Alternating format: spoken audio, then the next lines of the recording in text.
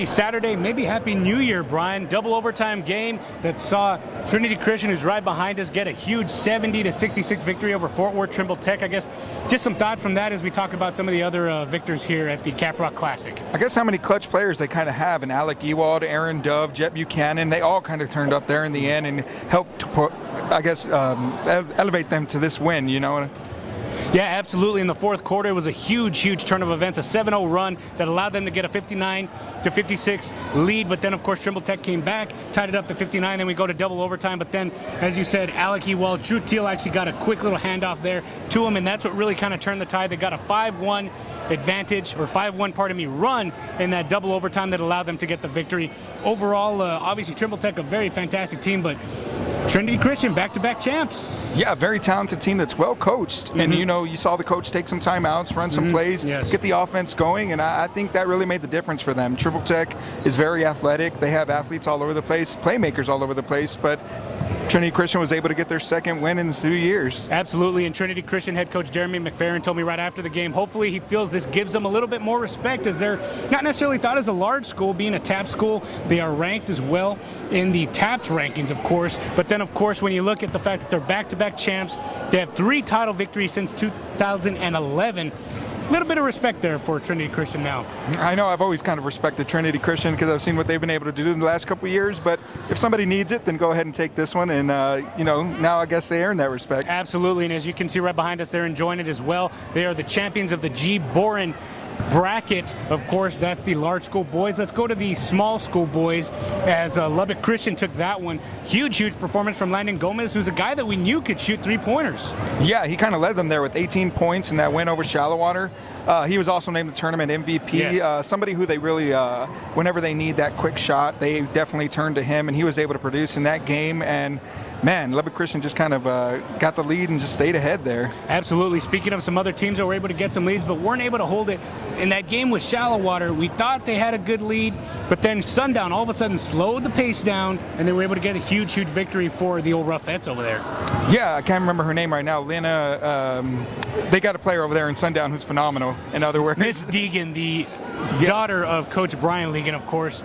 We have her. She had a very good game. She was named to the all-tournament team, and I believe she was the MVP as well. We'll have to check that. Don't forget to check that on Lone Star Varsity. Scored 19 points in that game. 19 points, got her the MVP honors as well. You can check all that at LoneStarVarsity.com along with LubbockOnline.com. But just quick thoughts from that one.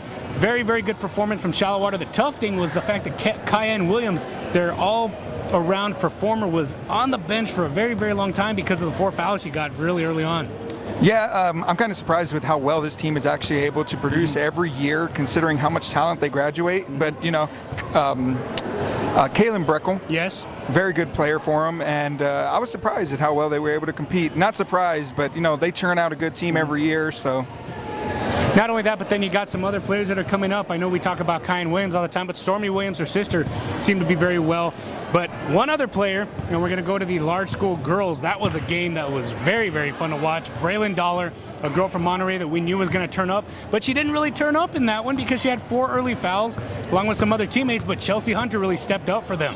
Yeah, Chelsea Hunter scored well, she tied with Addison Foster for 21 points in that game. And, wow, she just kind of led them there after that first half.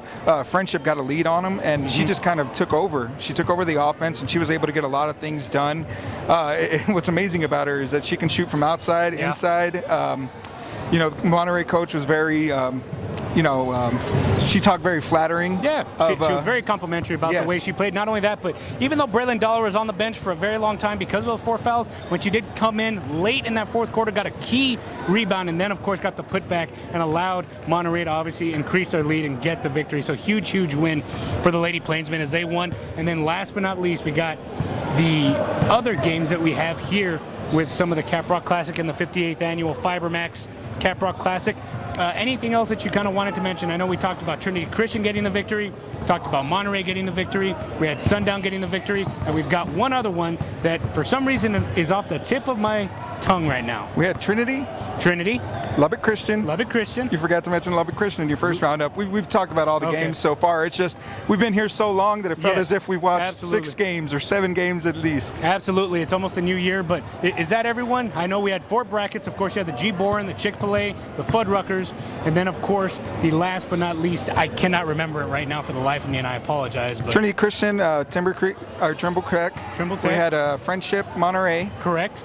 Shallowater and Sundown, and then Lubbock Christian, Shallowater. That's right. The 2 shallow waters confuse me, but either way, you can get all the information at LoneStarVarsity.com as well as LubbockOnline.com.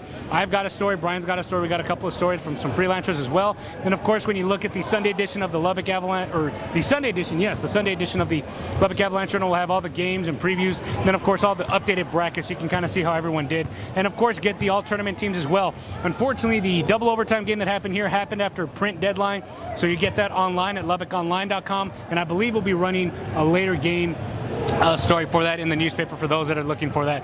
On that note, anything else you want to say before Happy New Year?